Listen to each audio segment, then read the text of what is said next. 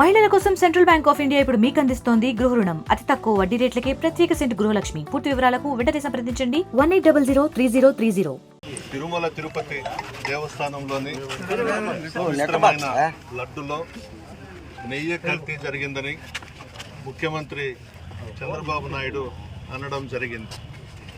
ప్రపంచంలోనే పవిత్రమైన పుణ్యక్షేత్రం తిరుమల.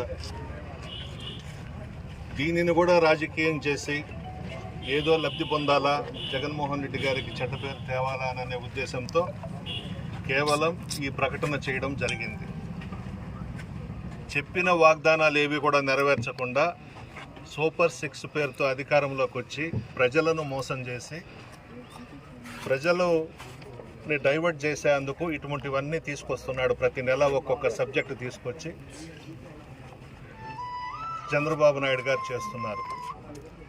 ప్రధానమంత్రి మోడీ గారు జోక్యం చేసుకోవాలి. సుప్రీంకోర్టు సిట్టింగ్ జడ్జి చేత కానీ సిబిఐ చేత కానీ ఎంక్వైరీ వేయించి ఎంత త్వరగా చేస్తే అంత మంచిది. చంద్రబాబు భోగోతం ఏందో తెలిసిపోతుంది. కావాలని రాజకీయ లబ్ధి కోసమే చంద్రబాబు నాయుడు గారు ఈ ప్రకటన చేయడం జరిగింది. దీనిని అడ్డం పెట్టుకొని పవన్ కళ్యాణ్ గారు ఏదో డ్రామాలు ఆడాడు. నేను పవన్ కళ్యాణ్ గారికి ఒకటే చెబుతున్నా, మీరు మోడీ గారికి అత్యంత సన్నిహితులు. ఇప్పుడు రాష్ట్రంలో ఉప ముఖ్యమంత్రిగా ఉన్నారు. రాష్ట్రంలో మీ కూటమే ఉంది. తెలుగుదేశం, బీజేపీ, జనసేన కలిపి అధికారం ఏర్పాటు చేశారు. మీరు స్వయంగా ఢిల్లీకి వెళ్ళి ప్రధానమంత్రి గారి దగ్గర కూర్చొని సుప్రీంకోర్టు సిట్టింగ్ జడ్జినో సిబిఐనో ఎంక్వైరీ వేయించండి. ఇక్కడ వేషాలు ఎందుకు వేయడము, మెట్లు దుడవడము, మెట్లకు బొట్లు పెట్టడము, ఇవన్నీ అనవసరం.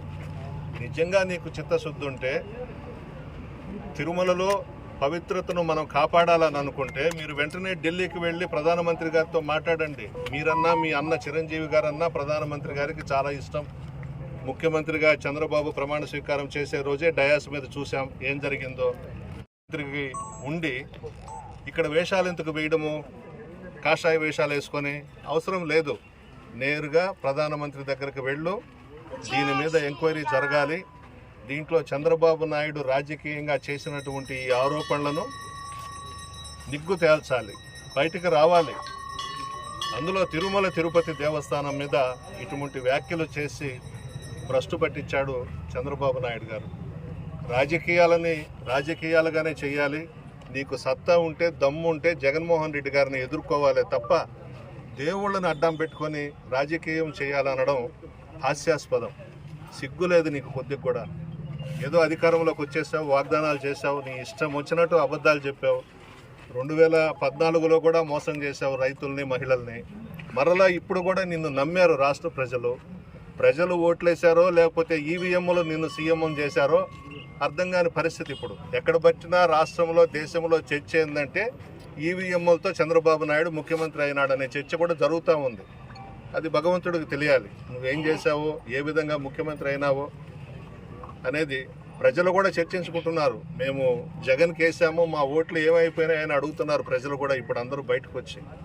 ఇటువంటి సమయంలో మీరు చేసినటువంటి వాగ్దానాలను పక్కన పెట్టి అవి ప్రజలు చర్చించుకోకుండా ప్రజలను డైవర్ట్ చేసేదానికి ఇటువంటి ఆరోపణలు చేయడం మంచిదా చంద్రబాబు నాయుడు గారు అని అడుగుతా ఉన్నాను నేను. పవన్ కళ్యాణ్ గారు దీనికి ముందుకు రావాలి, ఢిల్లీకి వెళ్ళాలి, ప్రైమ్ మినిస్టర్ గారి దగ్గర కూర్చొని వెంటనే ఎంక్వైరీకి ఆదేశాలు ఇప్పిస్తే పవన్ కళ్యాణ్ గారికి కూడా మంచి పేరు వస్తుంది. ఆయన చిత్తశుద్ధి ఏందో, ఆయన నిజాయితీ ఏందో కూడా ప్రజలు గమనిస్తారు. అంతే తప్ప చంద్రబాబు మాట్లాడడం, ఈయన డ్రామాలు, వేషాలు వేయడం, ప్రజలేమో అమాయకులు కాదు కదా. ఇప్పటికైనా తిరుమల తిరుపతి దేవస్థానం పవిత్రతను కాపాడాల్సిన బాధ్యత అందరి మీద ఉంది. ప్రధానమంత్రి గారు జోక్యం చేసుకోవాలి. రాజకీయాలు పక్కన పెట్టండి. ఎవ్వరూ చెయ్యని ఆరోపణ చంద్రబాబు నాయుడు గారు చేయడం జరిగింది. ఇది మంచిది కాదు. మరిన్ని వీడియోస్ కోసం ఛానల్ ని సబ్స్క్రైబ్ చేయండి. లేటెస్ట్ అప్డేట్స్ కోసం వాట్సాప్ ఛానల్ ని ఫాలో చేయండి. అండ్ లింక్ డిస్క్రిప్షన్ లో ఉంది.